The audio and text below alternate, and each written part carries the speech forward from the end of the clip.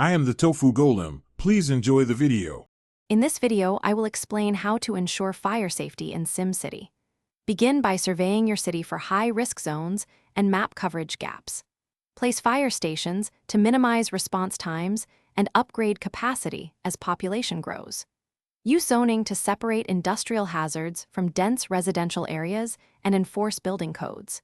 Invest in roads to maintain water and vehicle access, and monitor budget to sustain emergency services. Start placing stations near the most connected intersections and major roads to cut travel time.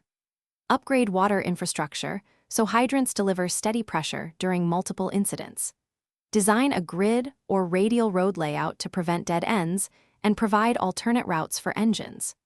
Prioritize upgrades where population and industrial density meet, and plan future station placement as neighborhoods expand to avoid coverage gaps later. Adopt preventative policies like regular building inspections and stricter construction codes to lower fire incidents.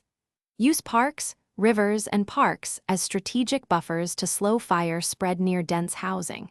Keep a contingency fund for overtime, repairs, and temporary staffing during major incidents. Monitor incident reports to identify repeat hotspots and deploy public education campaigns to reduce careless fires and